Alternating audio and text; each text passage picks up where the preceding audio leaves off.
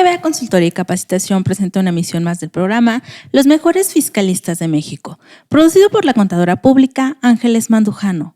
El tema en esta ocasión: impacto patrimonial por las modificaciones de outsourcing, con la participación especial de la maestra Aurora Porras Lara, quien es directora de Buffet Garante Fiscal con título Doctor Honoris Causa, maestra en Derecho Constitucional y Amparo por la Universidad Iberoamericana, maestra en Derecho Fiscal por la Universidad Autónoma de Tlaxcala, conferencista a nivel nacional en los mejores foros de la República Mexicana, autora de diversos tópicos fiscales publicados en revistas especializadas en materia fiscal, 28 años de experiencia en defensa fiscal del contribuyente, asesora en diversos organismos empresariales a nivel nacional, profesionista reconocida como una de las mejores fiscalistas en la República Mexicana, título otorgado por más de 7 años consecutivos por la Revista Mexicana de Estrategias Fiscales.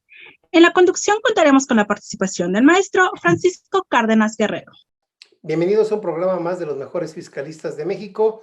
Y pues nos acompaña en este día una gran amiga, una gran profesionista, la doctora y maestra Aurora Porras, de quien pues tengo el gusto de conocer de hace algún tiempo. Hemos estado en algunos programas y me da muchísimo gusto saludarte, Aurora. Bienvenida, gracias por el tiempo que nos dedicas, gracias por tu espacio, Aurora. ¿Qué tal, Francisco? No, muchas gracias a ustedes nuevamente por la oportunidad, a la contadora Ángeles, a ti siempre tan lindo y dándonos esa confianza para poder estar con ustedes. La verdad es que yo estoy muy contenta de poder compartir este tema que tiene pues muchas inquietudes en los contribuyentes. Me queda clarísimo que para el contador público y para los abogados pues ya está como sentado el camino. Recordemos que en el 2013 se emitió una jurisprudencia que con base en esa jurisprudencia se realizaron modificaciones también a la ley laboral, donde ya se plasmaba de alguna manera, ya estaba planchado esta reforma, los puntos importantes, pero que no le prestamos atención o no más bien no le creíamos como para cuándo, ¿no? Tenemos 2 años con que ya viene la reforma, con que ya se va a acotar este tema tan importante para todos los contribuyentes que implementaron estos esquemas. Quiero platicarte, Francisco, que tú sabes que he sido litigante durante toda la carrera profesional o mi ejercicio de la profesión ha sido defender al contribuyente y que él tenga la razón y que las actuaciones de las autoridades pues se apeguen a estricto derecho, ¿no? Y que la pauta pues nos las da el propio código, la propia Ley Federal de Procedimiento Contencioso Administrativo, donde primero se debe de analizar la conducta de la autoridad y posteriormente, si ella ha actuado bien de manera correcta, entonces ahora sí proceder a analizar la nuestra.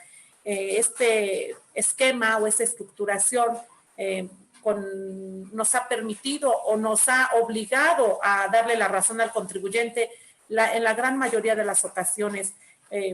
Tenemos claro que esta reforma va a impactar en la economía del contribuyente, en algunos casos. Va a impactar en la situación, en la esfera jurídica para otros.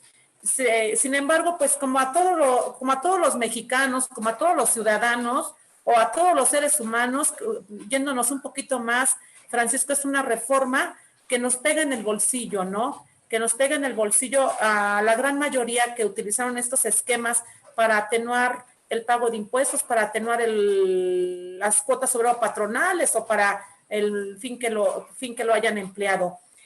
Sí.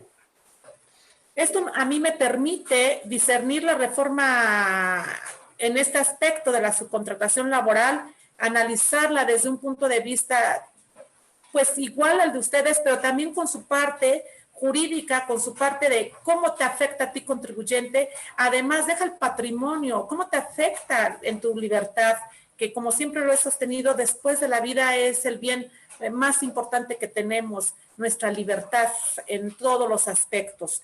Quiero comentar, como ustedes bien saben, Francisco, pues este tema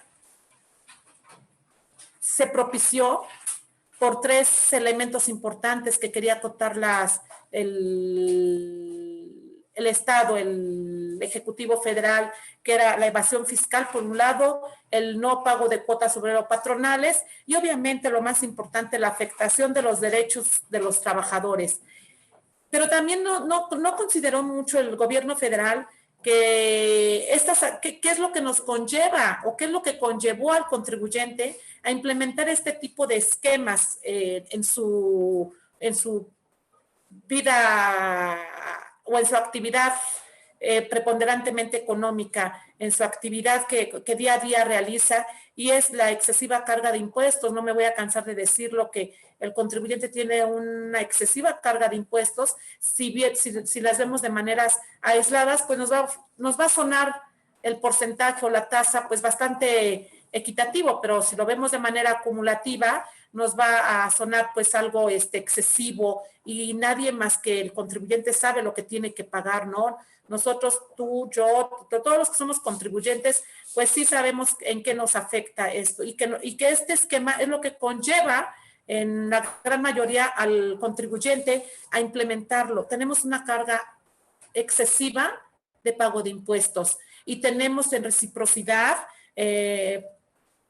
no lo que queremos, no lo que nos merecemos en servicios públicos, que se supone es a lo que se destinan estas cargas, ¿no? Por eso es tan importante que sí debió haber sido considerado por el Ejecutivo Federal, no ahorita, sino de toda la vida, porque esto es algo que ya estaba planteado en 2013 por la Suprema Corte de Justicia. Ellos ya veían cómo acotarnos. ¿Y qué nos dicen los antecedentes o la historia en cuanto a cuestiones jurídicas, en cuanto a cómo le quería dar la vuelta a la autoridad para rechazarte cuotas obrero-patronales o determinarte diferencias por cuotas obrero-patronales? Era siempre la base de los contratos, y con base en contratos y la forma en que te expedían tus FDI, pues era la manera en que ellos pretendían siempre rechazar que fueran trabajadores contratados o que fueran, y a la par la deducibilidad o el acreditamiento. Era muy complejo reunir todos los requisitos, y bueno, también fue mucho descuido, hubo mucho abuso, también hay que decirlo de esa manera, hubo mucho abuso por parte del contribuyente, pero además de eso, el contribuyente confió en todas las personas que le otorgaron ese servicio, Francisco, y que te hablo de esta parte porque es la que yo veo el último eslabón, que es cuando la autoridad te rechaza un gasto, cuando la autoridad no te permite el acreditamiento y te enfrentas a créditos fiscales por cuestiones de subcontratación, y te das cuenta que a veces ya no se cuidaban muchos aspectos por parte de las empresas que daban ese servicio, sino que se facturaba de manera global, y que eso por ahí nos atacaban o por ahí atacaban al contribuyente. Hoy queda clarísimo, hoy queda muy claro de que está prohibida la subcontratación. Queda clarísimo que hay que modificarnos. Hay algunas obligaciones que ya entraron en vigor a partir del 1 de mayo, a partir del de mayo, y otras a partir de la entrada en vigor de este decreto que reformó muchas disposiciones.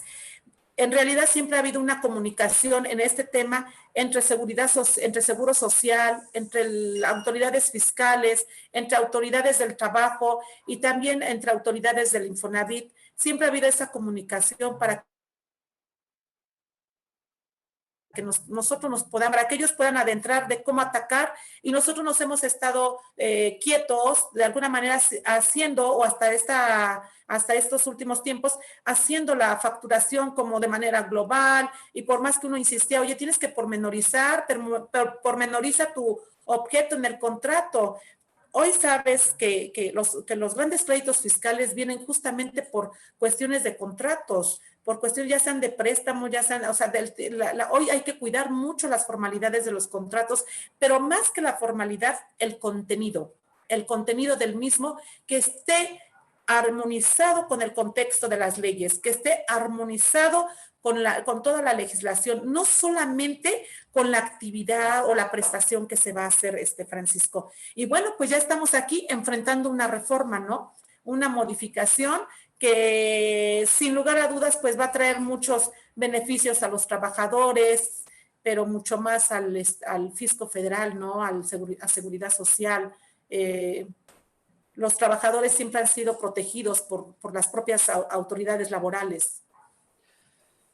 Muy bien, Aurora, en la reglamentación que tenemos actualmente de la subcontratación, con esta reforma del 23 de abril, que como tú bien indicas, fue una reforma a diversos ordenamientos jurídicos, sí.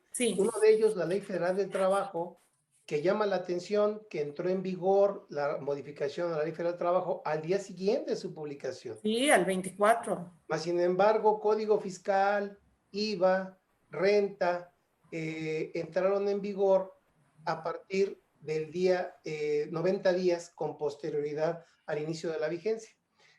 Pero, ¿nos podrías ilustrar para ir en este aspecto entendiendo la reforma?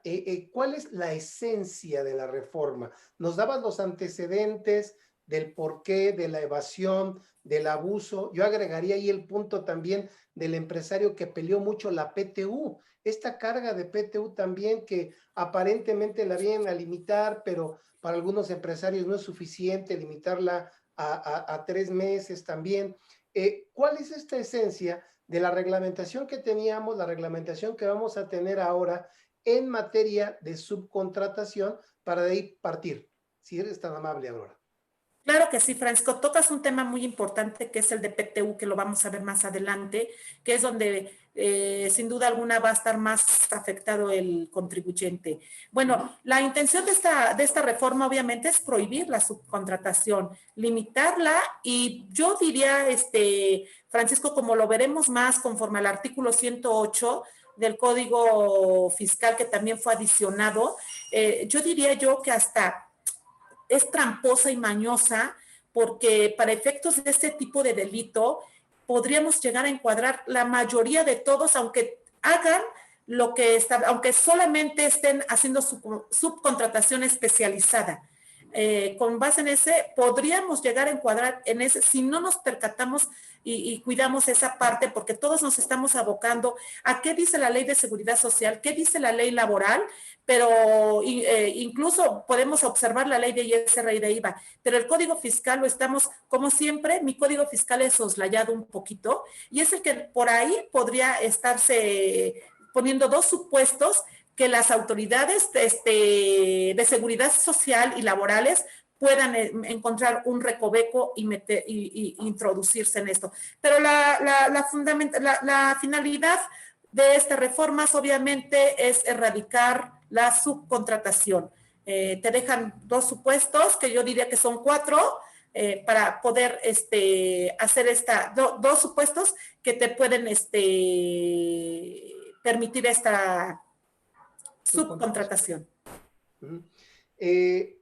Aquí quedan muchas dudas, Aurora, porque la Ley Federal del Trabajo, y ahorita nos vemos ya de manera más específica, ese 108 que bien comentas, porque establece una tipicidad, que tú eres experta en esta parte y nos podrás ayudar mucho, cuando señala que la tipicidad es que con el uso de engaños o aprovechamiento de errores, omitas parcial o totalmente el pago de la contribución, y ahí la agregaron esta adición a la que tú dices y que ahorita me gustaría tocar. Sí. La reforma distingue ahí dos cosas, una subcontratación de personal, que es la que expresamente prohíbe, y otra subcontratación de servicios, pero una subcontratación de servicios especializados, distintos a la actividad preponderante que realice el contratante. Y aquí me gustaría acotar nada más la importancia que pudiera tener, Aurora, el distinguir el objeto, que ya ves que muchas empresas siempre buscamos un objeto social de este tamañote, hacer todo lo que quisieras. Y ahora creo que será cuestión de acotar esos objetos para que puedas entender un punto subjetivo, que es un servicio especializado. ¿Especializado en función a qué? ¿En criterio de quién? Creo que ese va a ser un punto y que también con los contratos que vienes a decir pudiéramos concatenar para poder avanzar en la plática. ¿Cómo ves, Aurora? Sin duda alguna, fíjate que tocas un tema bien importante, que es el de analizar hoy nuestras actas constitutivas. A mí me estoy sorprendida. A ver, primero permíteme decirte que estoy muy sorprendida, aunque ya tengo algunas opiniones de algunos amigos contadores, de por qué hoy el contribuyente no alzó la mano, no reclamó, no estableció su inconformidad de por qué permitieron que se consignara tan de manera general la actividad preponderantemente económica. ¿A qué se refieren con ello? La verdad es que sí, y nos aclara, hoy salieron las reglas, que nos aclara un poquito de ello, pero no en su real dimensión, no en la justa medida que nos otorgue una certeza jurídica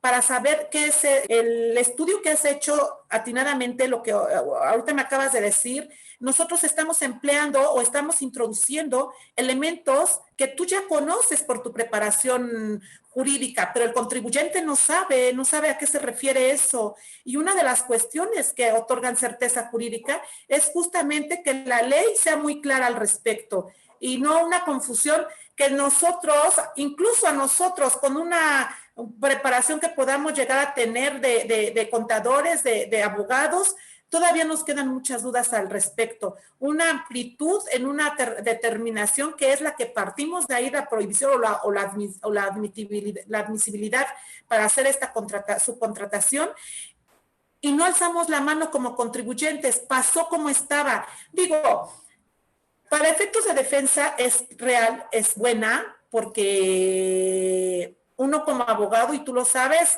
si entras a pelear un asunto, una de las cuestiones que consideramos mucho o que permeamos es la seguridad, la certeza de la norma, qué tan clara es. En este contexto, sí, el analizar hoy en día nuestro objeto social, que como bien lo comenta, las empresas le ponen de toda una gama, aunque ejerzan el 2% de esa gama de objeto social, pero que ese desplegado, esas 2 hojas de objeto, hoja y media, hoy lo van a tener que acotar, hoy van a tener que buscar no tan solo su contador, no tan solo con su abogado fiscalista, no tan solo, sino también un derecho que sepa de derecho de actas, ahorita se me fue el especialista. Corporativo. Sí, y que sepa derecho estatutario para que pueda él acotar ese objeto, que ese es uno de los temas más importantes de un elemento, más bien un tema, es un elemento que se tiene que analizar para qué va a ser la vida ahorita de aquí en adelante de la subcontratación, qué vas a hacer con los empleados que estabas subcontratando, bajo qué modalidad, o sea, para tu planeación fiscal del contribuyente. Este análisis del acta constitutiva es uno de los elementos más importantes que tienen que tomar en consideración, además de que también hay que tomar en consideración muchos otros precedentes que ha emitido el Poder Judicial para determinar qué es la actividad económica preponderante. Tiene que ver con tu actividad, es estrictamente indispensable para tu actividad o no. Y ahí cuando tocan de ese tema de los gastos, no tiene que ver con los gastos esto de entrada, pero sí tiene que ver esos precedentes en cómo el Poder Judicial ha acotado ese término de actividad preponderante. Claro. Y no guiarnos por simples apreciaciones objetivas y no permitir que el gobierno, a través de sus dependencias, determinen lo que ellos creen que puede ser actividad económica preponderante, si tu objeto social lo establece o no. Sí hay que vigilar esa parte, Francisco.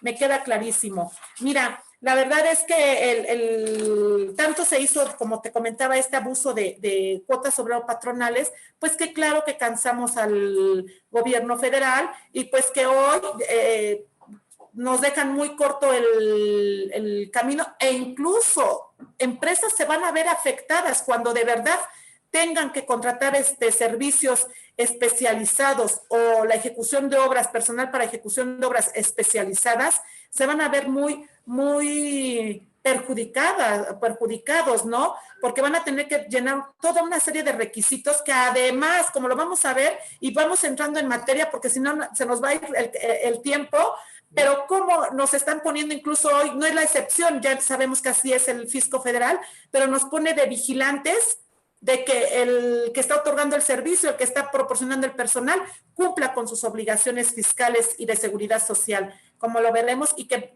se hace prácticamente imposible. La realidad es que los requisitos son para eludir realmente la subcontratación. Como requisito ya sabemos que vienen cargas administrativas, que los contribuyentes tienen que hacer una proyección de impacto financiero, porque incrementa costos en la estructura que tienen actualmente o que tenían hasta antes de que entrara el 23 de abril del 2021. Obviamente un incremento de impuestos de cuotas obrero-patronales, pero sobre todo va a tener un pasivo muy importante que calcular, que va a ser el reparto de utilidades. Entonces, todo esto va a conllevar, va a hacer que el contribuyente diga, ahí muere, no quiero subcontratación, a menos que le planteen un esquema muy bueno, apegado a estricto derecho, que soporte una revisión. Y hoy en día ya están no sé si has escuchado, que no es materia de este análisis, pero sí es materia de comentarlo en su momento, de que están haciendo ya algunas estrategias sumamente agresivas, que no va a faltar el contribuyente o el empresario que diga, que alce la mano y diga, sí la absorbo, porque justamente el pago, el impacto para ellos de impuestos pues es grande y muchos gastos se van a indirectos que a veces no pueden justificarse o que no pueden recabar el comprobante fiscal y que por eso se ven en la necesidad también de acudir a estas estrategias, pero hoy tienen que tener cuidado de qué es lo que implementan, de qué es lo que les están vendiendo y ahora sí, pues que tomen en sus manos la obligación de que quien les vende esa estrategia les asegure, ¿no? Siempre va a haber un riesgo, eso lo sabemos en cualquier estrategia, Francisco, pero hay probabilidades si va o no va y que obviamente pues sus contadores las revisen bien. Obviamente, como tú bien lo has manifestado, hay que solicitar el registro ante la Secretaría de la Secretaría del Trabajo. Ese registro va a tener 3 años de vigencia nada más. Puede ser susceptible de que te lo revoque o te lo deje sin efecto la Secretaría por cualquier incumplimiento que ella vea y por eso las autoridades lo amarran con una multa muy grande en caso de que te resistas o te opongas, obstaculices a que la Secretaría del Trabajo te haga una revisión. Entonces, antes decía uno, pues no, omite, no le permite la revisión, posiblemente algún aventurado que le asesorar eso al contribuyente y la multa no era tan gravosa como hoy es en día. Entonces, tienen que cumplir con sus obligaciones fiscales, el cumplimiento de seguridad social, una revisión de objeto social y de la actividad económica preponderante. Eso tienen que estar haciendo ya y no tan solo qué es lo que facturan, cómo facturan. Vete a tu RFC, cómo diste de alta tu actividad, porque a veces piensan que está dada de alta de determinada manera y resulta que la autoridad en el camino ya te la cambió, ya te la modificó o tú la modificaste y no te acuerdas. Revisa todas esas situaciones para que tú puedas tener una buena planeación, para que puedas además vas a tener que hacer proyecciones financieras de qué es lo que te está pegando más y jugar también con algunas situaciones para poder bajar las cuotas obrero-patronales, pero ojo, aquí últimamente yo he tenido créditos fiscales, clientes con créditos fiscales que dan ayuda por alimentos y lo han sido rechazados y los integran, esa ayuda la integran al salario y obviamente determinan cuotas obrero-patronales. ¿Por qué? Porque dejaron de observar lo que dice la ley alimentaria, de beneficio alimentario, alguna cuestión así, ahorita no la recuerdo. Ayuda alimentaria, y no otorgan esa prestación como lo establece esa ley. Y entonces, ellos son los últimos en enterarse que no están cumpliendo con esa ley porque el Seguro Social se las rechazó de esa manera y lo integra al salario. Entonces, sí hay también que ver eso. Van a tener que incorporar muchas empresas un área de capital humano, que es lo que va a implementar o va a incrementar sus costos. Hay obligaciones de proporcionar declaraciones como tú lo dices. Bueno, de entrada, Francisco, queda prohibida la subcontratación. Es la regla general. está prohibida. ¿Y cuál es la excepción? Como toda norma tiene su excepción, te lo permiten en dos supuestos, aparentemente, porque, ¿cuáles son? Vamos a decir cuáles son esos supuestos, que son los servicios o ejecución de obras especializados que no formen parte de objeto social ni de la actividad económica preponderante. Así está. ¿Y qué es eso de actividad preponderante? Pues interprétalo, ¿no? Tu contador te lo va a interpretar a tu manera, tu abogado a su manera y las autoridades fiscales a su manera. La realidad es que tenemos que estar, bueno, si yo soy prestadora de servicios, hay que aplicar lo más sencillo posible, ¿no? Para determinar qué es la actividad preponderante. Si yo soy prestadora de servicios jurídicos y en materia fiscal, pues obviamente si contrato, hago una subcontratación, va a ser un abogado civilista, ¿no? Por ejemplo, o en derecho estatutario, porque quiero que analice, y entonces sí está permitido, porque lo mío no es eso. Pero influye que tiene que ver en la actividad económica preponderante. Francisco, ¿será que influye? Porque por su beneficio de él, por su asesoría, por su intervención de revisarme actas, yo la beneficiada voy a ser yo también. Entonces, todo esto son aristas que se van a ir aclarando en la marcha y que sin duda alguna va a haber patrones que van a pagar el costo de esta reforma si no es bien aplicada. Perdón, Aurora, en materia fiscal, Sí. tenemos una definición en reglamento de código de lo que se considera actividad preponderante. ¿Crees que tengan necesidad de modificarla con estas modificaciones? Porque el 45 del reglamento señala que se considera actividad preponderante aquella por la cual obtenga la mayoría de sus ingresos el contribuyente.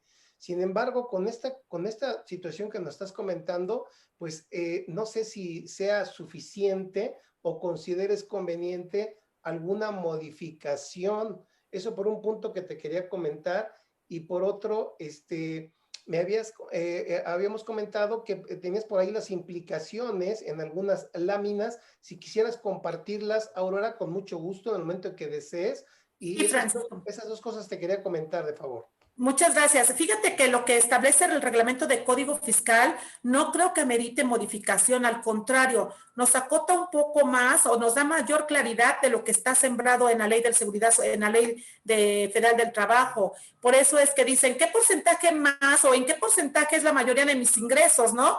Pero bueno, si partimos, ¿cuándo se consideran? Pues te comentaba yo anteriormente, algunos contadores dicen 90%, dicen el 20%, es la mayoría de tus ingresos. Entonces, desde mi punto de vista, creo que no debería de tener modificación ese reglamento de código, al contrario, nos da un poco más de luz en cómo está. Si tiene alguna, y también velo, en las reglas que hoy se publicaron, textualmente dice que se considera como actividad económica preponderante, que son aquellos que reúnen elementos o factores distintivos, lo voy a leer textual, distintivos de la actividad que desempeña la contratista, que se encuentra sustentada entre otros, o sea, ese entre otros le va a dar pie a la autoridad de exigirte lo que en ese momento se le ocurra o lo que en ese momento quepa para poder determinarte algún crédito fiscal, en la capacitación,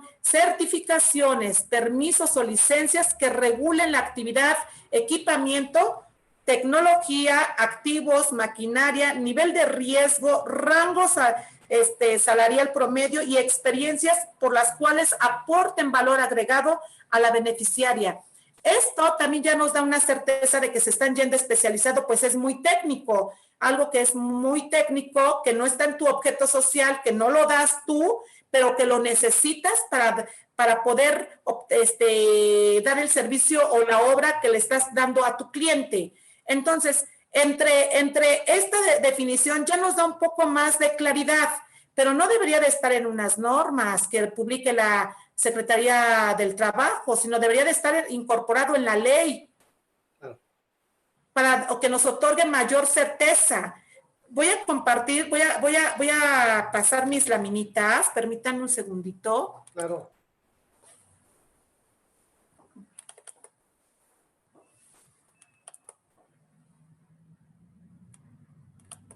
¿Sí las ven? Sí, Aurora, sí. Súper.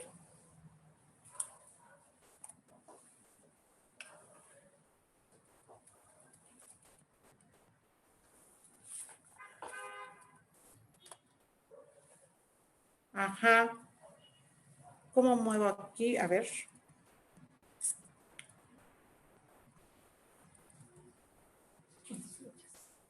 Sí. Entonces, retomando el tema, estamos viendo que hoy las reglas que establece la Secretaría del Trabajo nos dan un poquito más de luz al respecto de qué es lo que se considera que son justamente, o que se va a considerar como especializado o como actividad preponderante, sobre todo qué es especializado, aquí les comentaba yo también que está muy clarificado lo de las agencias de empleo o intermediarios, no son patrones. La idea es que todo el beneficiario de esa prestación de trabajo, el patrón es el beneficiario, es el patrón.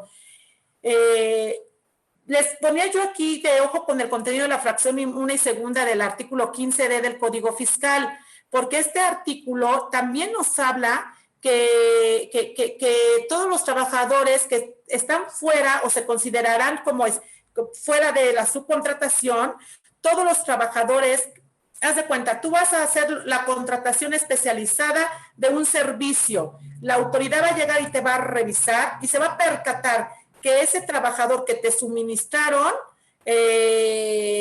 ya fue tu empleado. Si él ya fue tu empleado, ya no está permitido ese servicio especializado o esa ejecución de obra especializada.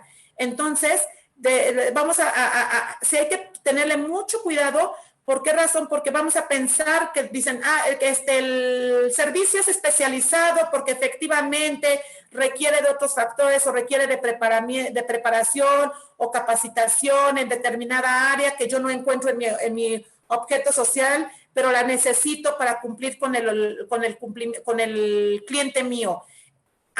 Pero no te cuidas este detalle de que él ya fue tu trabajador y la autoridad lo descubre, entonces también te lo van a rechazar. Y obviamente queda sin efectos ese acreditamiento, ese gasto, y obviamente juega para ISR, para IVA y para obrero patronal y te lo van a determinar, ¿no? Porque es un sujeto de aseguramiento tuyo. También otro segundo supuesto, cuando los trabajadores que provean o pongan a disposición abarquen las actividades preponderantes del contratante, ese está muy claro, ¿no? Sí, claro. No puedes estar te permiten especializado. ¿Qué significa? Una parte muy pequeñita de tu actividad la va a desempeñar otra persona porque es necesaria esa contratación. Entonces sí hay que cuidar mucho esta parte y no irnos con la idea de que si él ya fue tu trabajador, eso no sucede o que no lo vayan a observar en su momento.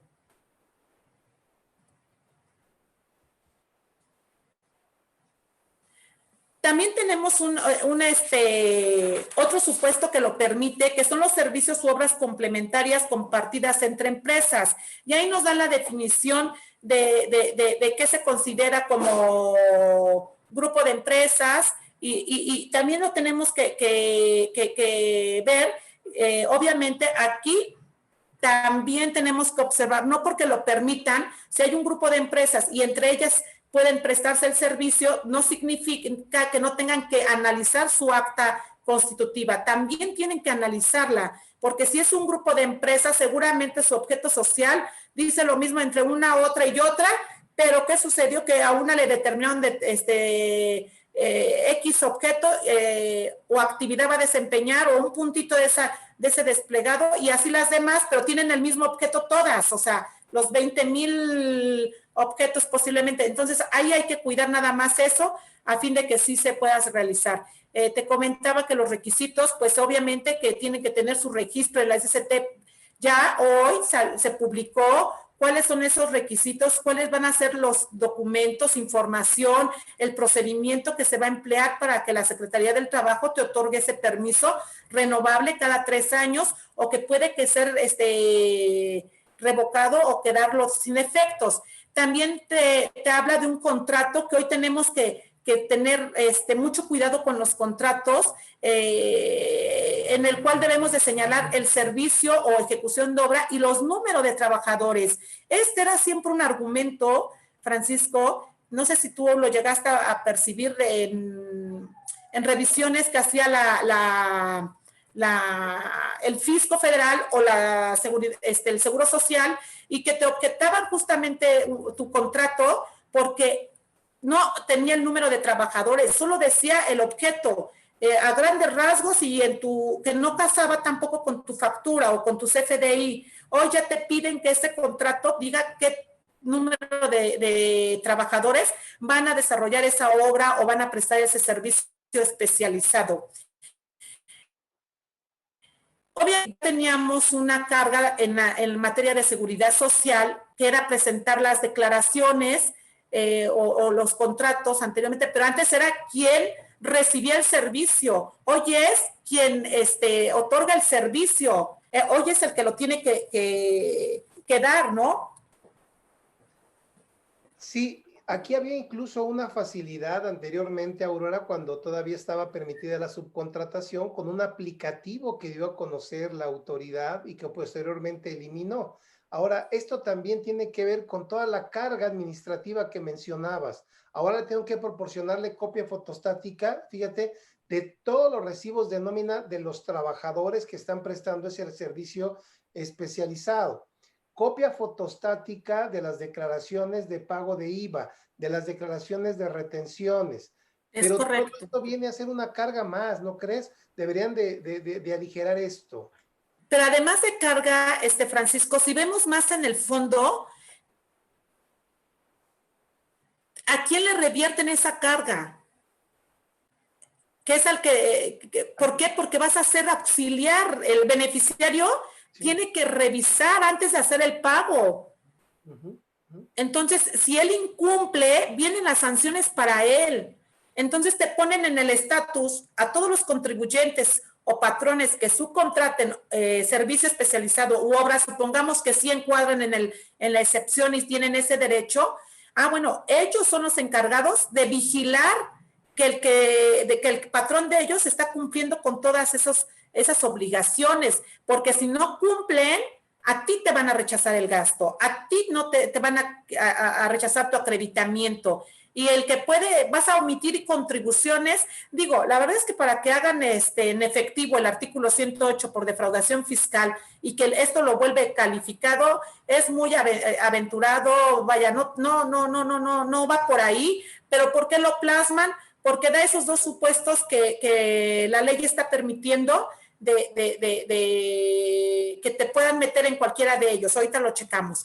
Responsable, ¿qué otras consecuencias jurídicas va a tener esto? Que son delicadas y que también obviamente nos permite determinar si lo vas a seguir haciendo o no. Tienen que saberlo las empresas. Responsabilidad solidaria laboralmente, nos queda clarísimo, porque eso ya se venía, incluso el anterior artículo laboral, que ahorita se me escapa el número, decía, puedes establecer, ya no hay subcontratación, solamente especializada, ya lo venía manejando. Responsable laboralmente con toda sus antigüedad, con todas sus prestaciones que tiene derecho el trabajador, ¿no? A cuando lo liquidas, derecho de antigüedad, su aguinaldo, etcétera. Tiene responsabilidad solidaria fiscalmente por otras, este es el que me preocupa. Fíjate que la fracción tercera del artículo 26 del Código Fiscal se adiciona con un inciso H. Esta adición, ¿qué implica? Que por todas las contribuciones, no hablamos de seguridad social nada más, no hablamos de las cuotas de aportaciones de capital, ni hablamos de las cuotas obrero-patronales, hablamos de la ley del ISR, del IVA. Basta que tú caigas en este supuesto para que tú ya seas responsable solidario con todas las contribuciones que conlleve ese rechazo de deducción o ese rechazo de acreditamiento. Entonces, además, si tú llegas y encuadras en ese supuesto y a lo mejor te determinan un crédito fiscal donde la contribución omitida sin considerar rechazo de acreditamiento y de deducción, supongamos que son 100,000 pesos y por esta cuestión te rechazan la deducción y eso, pero amerita 100,000 por lo que tú quieras, rechazos de deducciones de otro, porque te determinaron ingresos presuntos, por lo que gustes y mandes. Y nada más por esta causa que estamos analizando hoy, te rechazan 30,000, serían 130,000 de contribuciones. Te haces responsable solidario por los 130,000, o sea, sí, de esa persona moral, porque el artículo 3 habla de la responsabilidad social solidaria de los socios o accionistas, gerentes, administradores o como se les llame de la persona moral. Eso es lo que habla y entonces te haces responsable. Pon tú que no incurriste en las otras 4, que si estás dado de alta, si llevas contabilidad, si estás ubicado, pero resulta, todo eso lo cumples, pero resulta que contrataste personal, hiciste su contratación de personal para un servicio no especializado o para ejecutar una obra, ya incurres para que seas responsable por todo. ¿Sí me explico? Sí, por supuesto. Y esa es la verdad, es severísimo, porque lo estamos viendo día con día. Tratas de brincar, ahora bríncate esta, o sea, tratas de ir cubriendo, cerrando puertas para que el fisco federal justamente no te determine una responsabilidad solidaria a ti, socio, que invertiste en una persona moral y que tú pensando que con esa inversión inicial ese era lo que tú podías arriesgar, ¿no? Sin abrir la puerta a tu patrimonio personal, pero con este supuesto también le abres la puerta personal, la puerta al fisco federal, a seguridad social de tu patrimonio personal. Entonces eso sí hay que tener mucho cuidado, tiene que analizarlo, permearlo el contribuyente de si de verdad quiere entrarle o no quiere entrarle, ¿no? Por el peligro que eso implica. Entonces, aquí sí podría ir contra el patrimonio de los socios o de los directores o gerentes generales, Aurora, aunque no esté previsto en la fracción tercera ni en la fracción décima, sino está en otra fracción, o nada más contra el patrimonio que tenga la empresa. Perdón, eso quisiera acotar. No, con el patrimonio personal. Ah, personal también. Porque es el que se modifica, por eso está así que muy poco he escuchado de esta peligrosidad que existe en estos momentos, cuando una empresa decide hacer una subcontratación especializada de servicio o ejecución de obra especializada y que corre el riesgo de que la autoridad no se la tome como tal y entonces se encuadra para abrirle la puerta al fisco federal en todo, o sea, con su patrimonio. Ok. Muy importante, Aurora. Continuamos, por favor. Sí. También nos contemplan un supuesto de transmitir ahora con esta nueva que entró en vigor el 24 de abril, te obligan a que tú tengas que reintegrar a los trabajadores o reincorporarlos a las empresas. Y va a haber sustitución patronal, pero te dice, tienes además que transmitir el objeto de la empresa a establecimientos, los bienes objeto de la empresa a los establecimientos del patrón. Y te dan un plazo de 90 días como de gracia, como que, bueno, no quieres transmitir los bienes, hazlo en estos 90 días y estás exento de transmitir los bienes objeto de la empresa. Pero si no lo haces dentro de estos 90 días de gracia que te estoy dando para esta transición y lo haces posterior, entonces sí ya tienes que transmitir esos bienes. La verdad que es una cuestión de estrategia, porque las empresas que otorgan a estos trabajadores hoy en día pueden hacer con su patrimonio lo que ellas quieren. Está ahí de adorno y se va a hacer en efectivo para los que se duerman en sus laureles o que puedan llegar a incurrir en este plazo, ¿no? Que estén fuera del plazo. Las reglas para la determinación de la clase, y también nos da un artículo que nos establece las reglas de cómo vas a reincorporar a esos trabajadores. No es como tú quieres, no. Ahí te viene todo un procedimiento de cómo reincorporarlos para que tú determines la clase, determines la fracción y prima del seguro de riesgos de trabajo. Como tú bien lo comentas, Francisco, el reparto de utilidades, aunque esté acotado a 3 meses como límite máximo, la realidad es que, imagínate 3 meses, por los trabajadores que tenga una empresa, ¿no?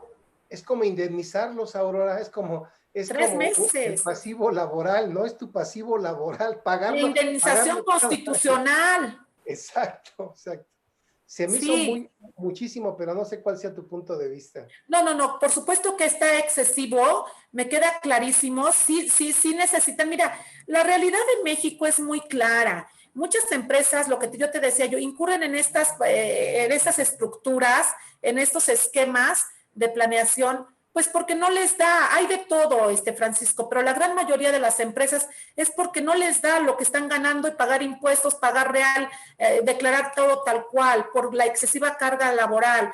Entonces, obviamente, el hecho de 3 meses, pues si tú le preguntas a un funcionario público, 3 meses, te van a decir, oye, 3 meses no es nada para ti porque tienes un montón de billete. Pero si ves a un trabajador, pero si ves 10, no, o sea, te matan, ¿no? Yo no sé hasta cuándo. Hoy creo que los trabajadores tienen que hacer mucha conciencia y estar muy conscientes de que, pues, el empresario, si no subsiste, también se acaba la fuente de trabajo. Claro. Es una realidad. No lo ven ellos también de esa manera y hoy mucho menos con tanto resentimiento que le tienen a los fifís o que le tenemos nosotros, porque nosotros también estamos viendo hacia arriba, ¿no? Entonces, hay que permearlo. Este reparto de utilidades, sin duda alguna, le trae un impacto económico al contribuyente y el trabajador,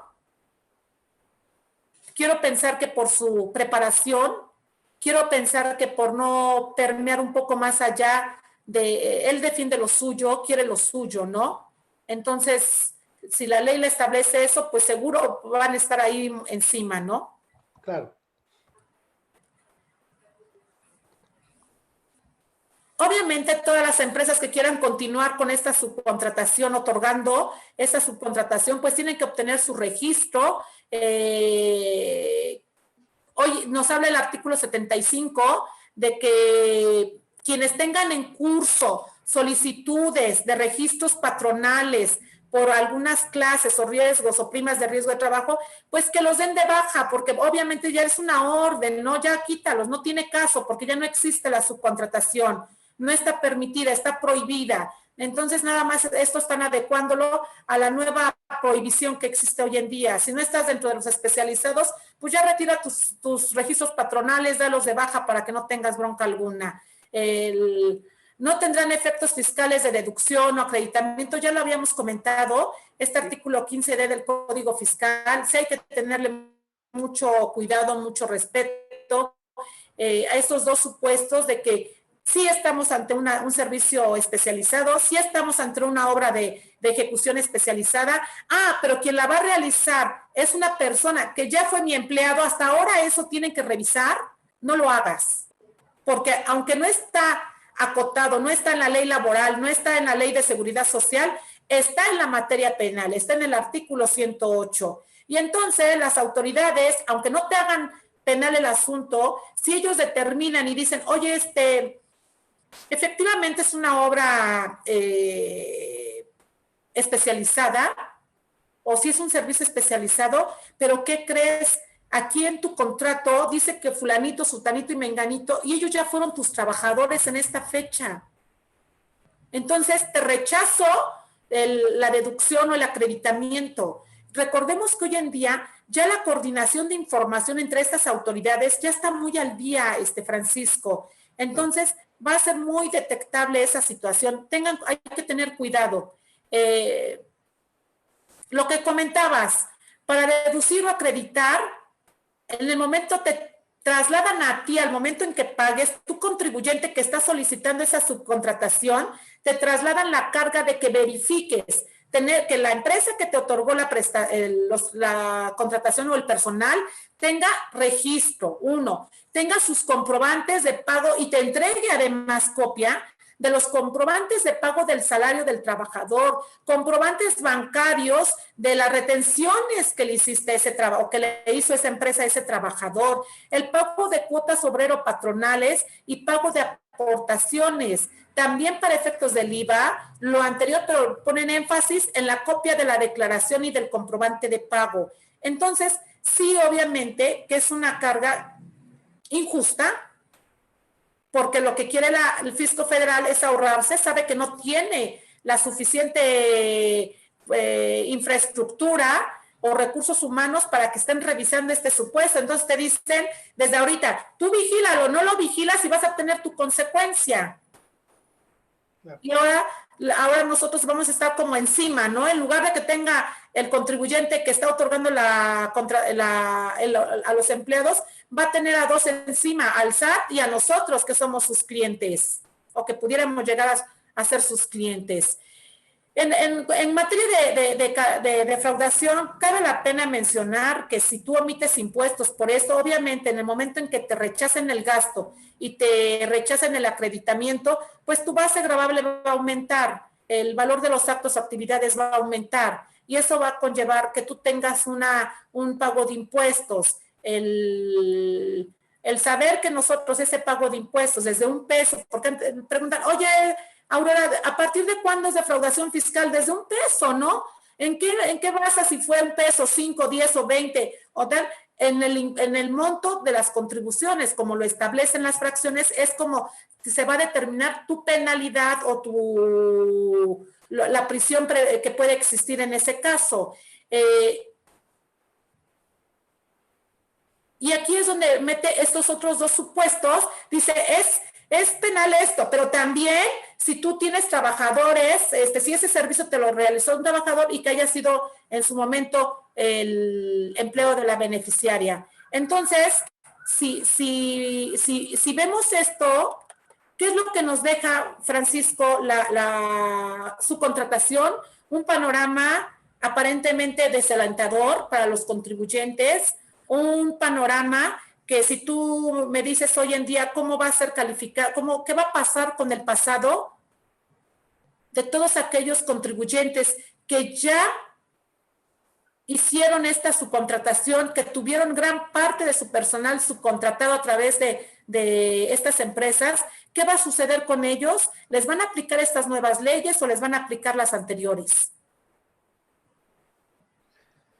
Híjole, esa parte también es muy importante porque debería ser una conducta, pero como es de la fecha en que entra en vigor hacia adelante la norma, pero tú sabes que los precedentes de la Corte han sido en sentido contrario a esto, Aurora.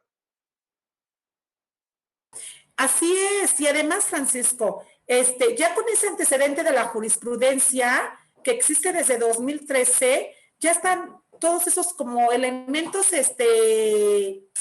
para que la autoridad fiscal pueda hacer lo que ella quiera. La verdad se ha dormido el servicio, el SAT, ¿no? En cuanto a que no ha rechazado ese tipo de gasto. Lo rechaza por otras circunstancias, lo que platicábamos inicialmente. Sí los rechaza y nos pone en jaque porque sus argumentos, viendo la facturación tan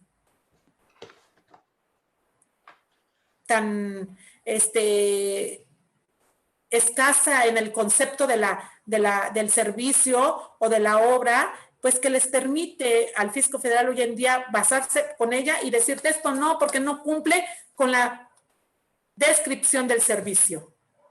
Claro, totalmente, aunque expresamente el artículo 9 del decreto del 23 de abril señala que me voy a permitir leerlo textual, que era lo que te comentaba yo, que debería de ser a partir de su entrada en vigor, pero ya no sé con los precedentes qué pensar ni qué decirte, pero dice, mira, las conductas delictivas que hayan sido cometidas con anterioridad a la entrada en vigor del presente decreto serán sancionadas de conformidad con la legislación vigente al momento de la comisión de los hechos. Sí, y si bien es cierto, no va a pegar defraudación fiscal en ningún caso, porque esa sí es, a partir no hay retroactividad para cuestiones penales, no hay retroactividad, por ejemplo, para lo que establece la ley de ISR y de IVA, ahí no hay retroactividad, pero sí hay un precedente que les acabo, es una jurisprudencia que la que les acabo de comentar de 2013, que con base en ella el fisco federal puede hacer lo que quiera, lo mismo que seguridad social. Entonces, no necesitaba la autoridad esas leyes porque con los propios elementos estaban tan mal hechos, Francisco, esa es la realidad, tan mal hechos el contrato de subcontratación, la facturación del cobro de esa contrato que nada más decían subcontratación correspondiente al mes de enero. No, oye, por favor, por lo menos ponle para el objeto del contrato, ¿no? Y hoy, cada día, pues el contribuyente va a tener que estar más especializado. Hoy lo vamos a distraer con más cuestiones de esta índole que el que él esté afocado a cuestiones empresariales, ¿no? Hoy en día, la verdad es que sí, el panorama es triste para todos aquellos contribuyentes que en algún momento emplearon o hasta el día de hoy, si es que no se han percatado o sus asesores no les han informado, sí continúan con la subcontratación de personal, ¿no? Hay quienes todavía hoy en día, te estoy hablando de hace mes y medio, llegan y te piden si es posible continuar una asesoría sobre si es posible continuar con la subcontratación y te das cuenta que la subcontratación es hasta de la secretaria. Entonces, no va por ahí ya. Hoy tenemos que vigilar lo que tú bien dices, analizar desde la escritura constitutiva, que es importantísima, hasta hacer las proyecciones, a ver qué tanto me pega para ver cuánto hacer la proyección del costo de las de los impuestos que hay que pagar o de la PTU que se tiene que pagar, ¿no? La probable de PTU que se tiene que pagar. Entonces, sí, va a depender, aquí no podemos hablar de determinadas causas, qué va a pasar con determinado contribuyente, porque no hay, como tú bien lo sabes, no hay un perfil de empresa que diga, pues esta empresa y todas, más bien todas las empresas utilizaron esta subcontratación para estos fines, porque hay empresas que sí realmente es una subcontratación, que de aquel lado sí cumplen con el pago de cuotas obrero patronales, que sí cumplen con el pago de impuestos, que sí cumplen con la retención. Pues muy interesante toda esta parte de las implicaciones que a veces perdemos de vista, Aurora, porque nos metimos a la reforma solamente como la parte mecánica, como la parte operativa, pero no nos hemos puesto a pensar todas esas implicaciones que nos estás comentando. Yo quisiera, a manera de cierre, Aurora, por el tiempo que me queda, ¿cuál es la implicación que tú ves más riesgosa a manera ya de cierre, para que tengamos cuidado en qué puntos en especial, Aurora, en estas modificaciones? Sin duda alguna, la más riesgosa es la responsabilidad solidaria, donde le abren las puertas al fisco federal en este supuesto para todo tu patrimonio. Número 2, el contenido del 108, no tanto porque vaya a ser penal tu asunto, sino porque ese va a ser un elemento para poderte rechazar o quitar rechazar la deducción o el acreditamiento. A lo mejor cumples con todo, pero resulta que es tu trabajador. Yo le pondría mayor atención a todas esas circunstancias. Y bueno, generalmente, ¿qué pasa? Porque el 108 no es atendido, ¿no? No es tan observado como es la ley de ISR, de IVA y ahorita que nos ocupa la ley de seguridad social. Entonces yo pondría especial, y obviamente lo que tú dices es incuestionable, pero va a depender cada empresa para qué utilizó la subcontratación, cómo le va a pegar, porque sí encuentro como 3 o 4 supuestos, pero sería muy aventurado establecerlos en esta plática de manera general. Sí hay que hablarlos en su momento y ver de qué manera poder reincorporarlos si lo permite su objeto, ¿verdad? Su actividad económica. Pues Aurora, el espacio queda abierto para otra plática porque ya nos agotamos el tiempo y pues de lo interesante que es, yo pensé que todavía me quedaba mucho más tiempo, Aurora. Pero pues desafortunadamente el tiempo ya se me terminó. Espero que podamos platicar y retomar este tema para otra ocasión, si me lo permites. Y quisiera darte las gracias de manera personal y a nombre de GBA por este espacio que dedicas a la difusión de la cultura fiscal en nuestro país y pues ojalá y que pronto podamos hacerlo ya de manera presencial, poder saludarte y darte las gracias personalmente. Muchas gracias, Aurora, por tu tiempo, por tu espacio. No, a ti, Francisco, ya hace falta abrazarnos, ya hace falta tener la calidad humana que siempre representamos los seres humanos. Y yo le quiero agradecer a GBA por esta oportunidad. La verdad que tú seas el moderador me encanta, me fascina porque conoces todos los temas a la perfección y eso hace que aún más mayor el reto. Te agradezco inmensamente. Muchas gracias. Gracias a ti, Aurora. Y gracias, amigos. Hasta la próxima con un programa más de los mejores fiscalistas de México. Buenas tardes.